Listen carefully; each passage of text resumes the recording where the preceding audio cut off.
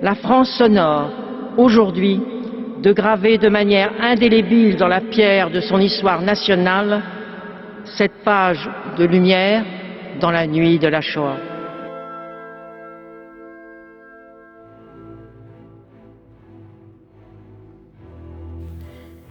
Il y avait environ 320 000 Juifs en France en 1940.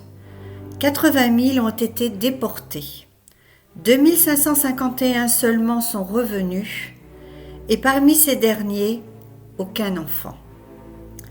Si les 3/4 de la population juive ont survécu, c'est bien évidemment parce que les Allemands ont perdu la guerre contre les Alliés, mais aussi parce que des milliers de Français ou d'étrangers non juifs résidant en France avaient entrepris dès 1940 d'aider et de sauver les Juifs français et étrangers en but aux persécutions, et à partir de 1942 à la déportation dans les camps de la mort. Grâce à ces hommes et ces femmes courageux, 200 000 Juifs français ont pu échapper à la déportation. C'est le nouvel État d'Israël qui, en 1953, dans la loi créant le mémorial de Yad Vashem, consacré aux victimes de la Shoah, reprit une expression rabbinique médiévale pour commémorer les justes parmi les nations qui ont mis leur vie en danger pour sauver des Juifs. Mon grand-père est l'un de ceux-là. En 1935, à l'âge de 18 ans, il entre comme apprenti chez Félix Potin à Issy-les-Moulineaux. Il s'occupait des livraisons dans toute la banlieue parisienne. Il part effectuer son service militaire en 1937. La déclaration de guerre le rattrape et il est mobilisé. Il combat en Belgique en mai 1940. Il est fait prisonnier, mais dès la première nuit de détention, il s'évade en sautant du camion. Le fugitif rallie alors le siège de sa division et repart combattre dans le Nord. L'armistice est signé le 22 juin 1940. Démobilisé, Georges reprend son travail comme chef des ventes chez Félix Potin. Fin 40, les livraisons Félix Potin sont suspendues. Un ami gendarme le contacte.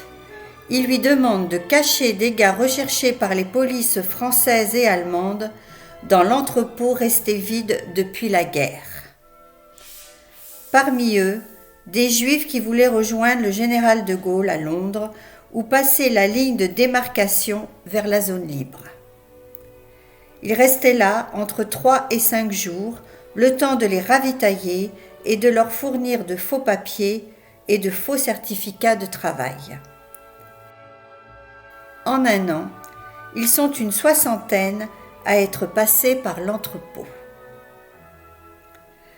Alors que la France est occupée par l'Allemagne depuis l'armistice, la répression envers les Juifs est de plus en plus violente. La pression est terrible. Dès mai 1940, par ordre du gouvernement de Vichy, sous le contrôle des Allemands, tous les Juifs à partir de 6 ans devaient porter une étoile jaune, ce qui me mit hors de moi, parce que je ne pouvais pas supporter de voir ces enfants à la rafle du livre, des femmes, des hommes, des enfants à partir de 6 ans avec des étoiles, accompagnés par des gendarmes et des policiers, et qu'on emmenait au Vélodrome d'hiver. Je ne pouvais pas accepter ça. Son réseau se mobilise. Il n'était que 4, Georges, son ami gendarme, un élu de Malakoff et un cafetier. C'est tout. C'est ce qui les a sans doute évité d'être découverts. Le gendarme et l'élu lui fournissent les faux papiers. On est sauvé 24. Alors, voilà comment ça se passait. Je m'appelais dans la résistance Louis Cadoret, chargeur de wagons postaux à la gare de Senlis. Je transportais ces Juifs qui étaient habillés comme moi en postier. Ils embarquaient à bord du Paris-Limoges en direction de Chalais en Charente, aux portes de la ligne de démarcation. À l'arrivée, les habits étaient renvoyés dans des colis plombés. À Chalais, Georges avait un ancien camarade de guerre dont l'épouse avait un cabinet dentaire à Optère. Elle était en relation avec des résistants. Accompagnés des personnes qu'il était chargé de faire passer en zone libre, ils attendaient dans la salle d'attente du cabinet, soi-disant pour se faire soigner, et pas plus de 6 à la fois pour plus de discrétion. Ils sortaient ensuite par une autre porte qui débouchait dans le jardin où des résistants les guidaient à travers bois afin de rejoindre une ferme qui servait de relais. Souvent, une vingtaine de personnes y étaient rassemblées. La ligne de démarcation était franchie de nuit à travers la forêt. La traversée de cette forêt était très dangereuse à cause des patrouilles cynophiles allemandes. Un matin, au retour d'une de ces expéditions, Georges a trouvé cette ferme entièrement brûlée et les fermiers arrêtés. Au cours de sa dernière traversée, il a dû repasser la ligne de démarcation, caché par un fermier, dans une charrette en compagnie de cochons qui n'arrêtaient pas de couiner et de lui pisser dessus. En 5 voyages, Georges Baudin réussit à exfiltrer 22 juifs et 2 aviateurs anglais dont l'avion avait été abattu à Clamart.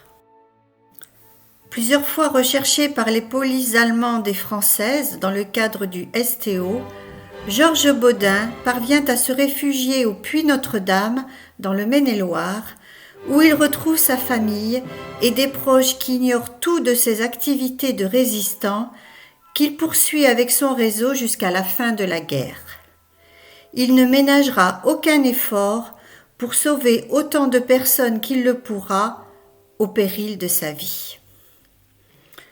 En 1994, Georges Baudin, âgé de 77 ans, retiré aux Sables d'Olonne, est contacté par le consul d'Israël.